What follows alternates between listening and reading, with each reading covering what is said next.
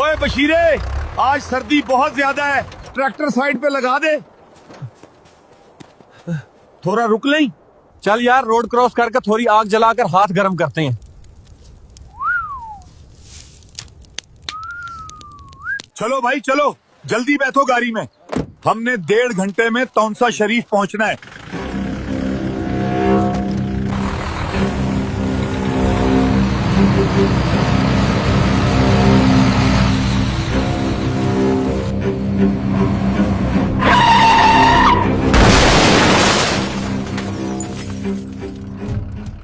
शदीद धुंध के बायस हद्दे निगाह इंतहाई कम हो जाती है।